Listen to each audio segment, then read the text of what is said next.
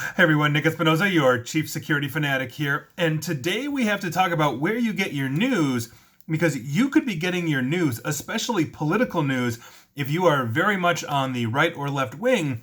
You may be getting them from fake sources, primarily Russia, and this is what's going on. Now, Reuters just broke this story today. This is excellent reporting by Jack Stubbs, and I'm going to be cribbing and almost verbatim, probably going through a lot of his article here.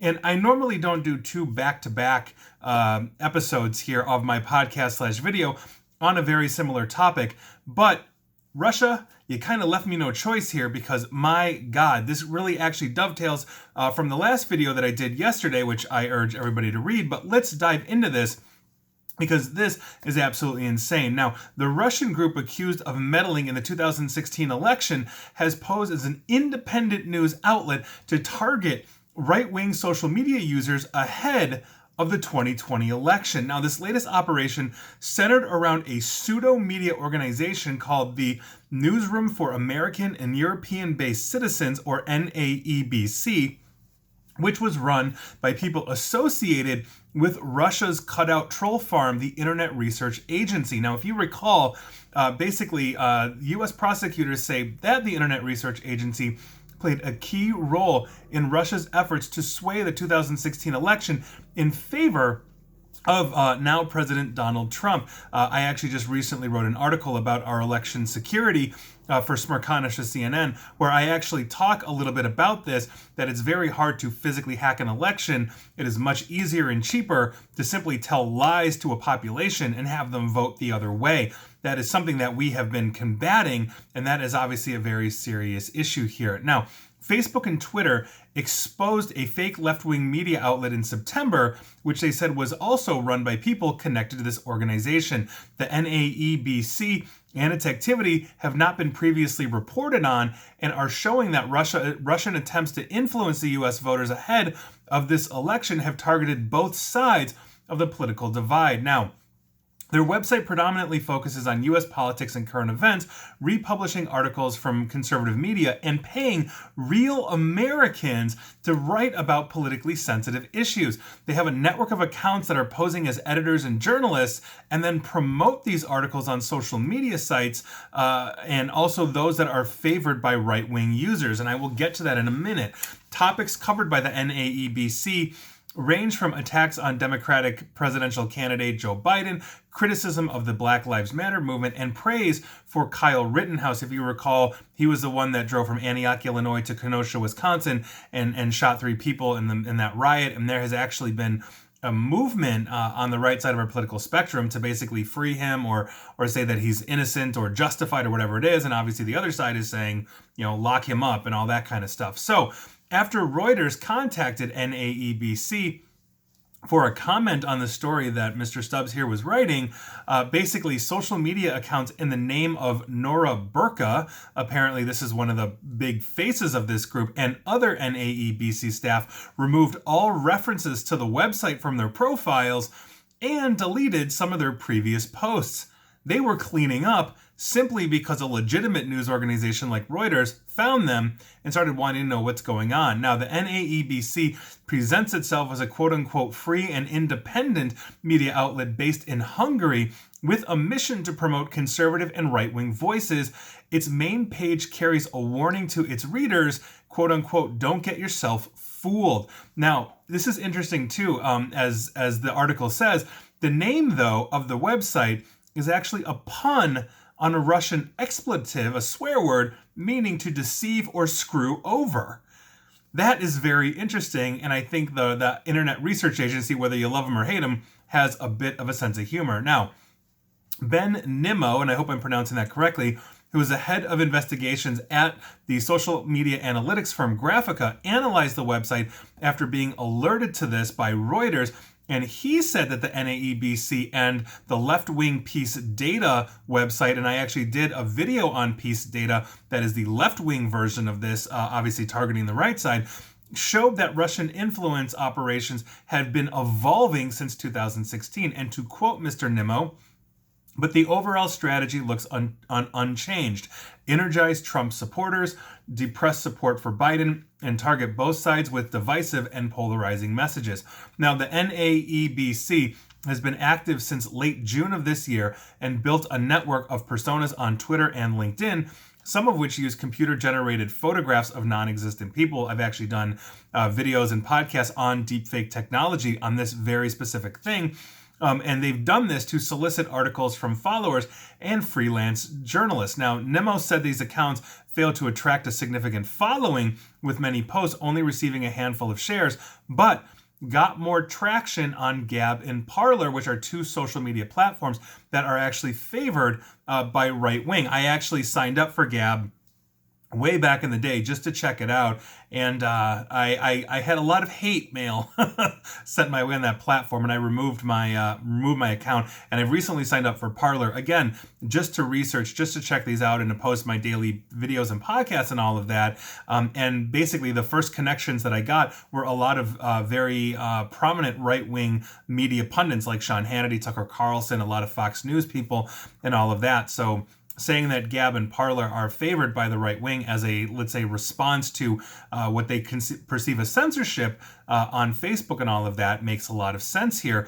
But this right here, NAEBC, is getting traction on both Gab and Parler, and obviously that's a very concerning thing, especially now that that's been exposed as a Russian troll farm. Now, Paul Rockwell, who is the head of trust and safety at LinkedIn, actually said LinkedIn had previously suspended 3 NAEBC accounts, and to quote him, "This is part of our regular work to actively seek out signs of state-sponsored activity on the platform and quickly take action against bad actors." Now, if you recall, my yesterday's video/podcast was on Microsoft saying that Russia is basically the number one state-sponsored attacker as of late.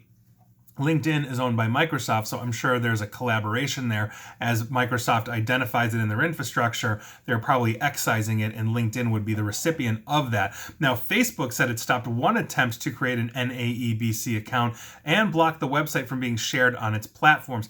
Twitter declined to comment. Before contacting Reuters, Twitter had already suspended NAEBC's main account, though, and an account in the name of Nora Burka, if you recall, I just mentioned her, as well as blocking their website as a potentially harmful link.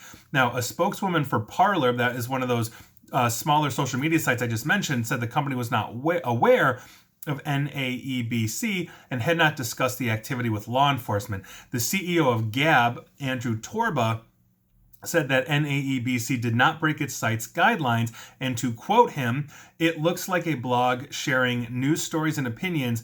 It's irrelevant to us who runs it or why." Now, that would make sense given that Gab has expressly stated their platform as being 100% open, 100% Wild West, and you can post whatever you want, good, bad, and ugly, which is probably why I received some of the most horrific comments of my life as I was posting this kind of stuff. So there you go. Enjoy. A senior U.S. security official who spoke on the condition of anonymity because they're not authorized to speak told Reuters that Russian operatives were increasingly recruiting unwitting Americans to write articles and post online. And Reuters identified 3 writers located within the United States who had contributed articles to this site.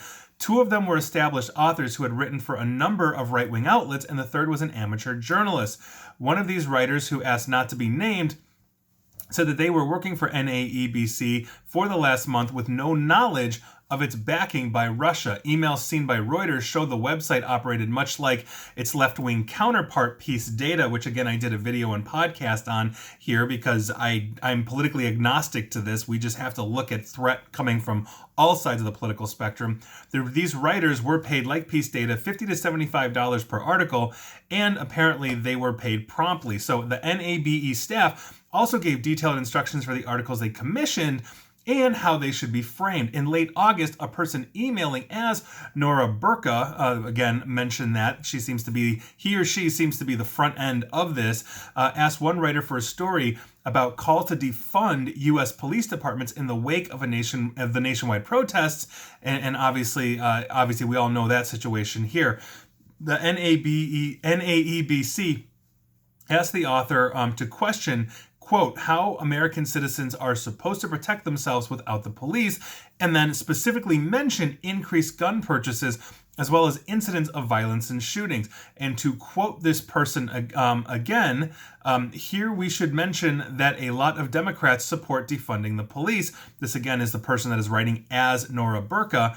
And in case if they win in 2020, it can happen, meaning the police can be defunded. And so there you go. That is the nuts and bolts of yet another operation designed to sow fake information, misinformation, disinformation, and drive a wedge into the electorate. I mean, if you look at the actual platforms that these people say, oftentimes it's not the rhetoric that we see on the left or the right. Oftentimes it can be much more in the center. But this is a very serious problem here that we have, and it just really underscores our need to maintain vigilance when we are dealing with news sources. Check your facts. If it really aligns with whatever you're thinking, question it. I am continuously reading news sources and articles or people or political pundits that I completely disagree with so I can understand the perspective, but I also respect their thoughts. I respect the platform that they have, that they express themselves on, and I also respect their logic, even if I disagree. I think everybody should do that. I think everybody should really look up the facts, the statistics. The FBI puts out a ton of information on this kind of stuff, and so with that, I mean, this is, again, your news of the day, but we have more direct evidence of interference, not in the election itself, not in vote tampering, but in swaying an electorate to vote one way or the other, primarily out of fear. And if you are terrified that whoever wins the election might defund the police or throw armed militia into the street or whatever it is, I think we really need to step back and take a look at the actual policies that they have. And if they align with the hyperbole, then we're in a lot of trouble. But most of the time, they're probably not going to. So think about it that way. That is your news of the day. Once again, the Russians are at it. And I hate to do 2 Russia stories in a row, but I can't pass this up. This is too important, especially when we are something like a month, almost just a little more than a month away from what is going to be a very contentious election. We need to make sure that we are keeping our sources and just accurate and factual, and we're not prone to hyperbole. That is going to tear us apart. And that is your news of the day. And please like, share, follow me here on Facebook and Twitter at NickAESP. And please feel free to subscribe to me at YouTube as well. And as always, stay safe and stay online. Thanks, everyone.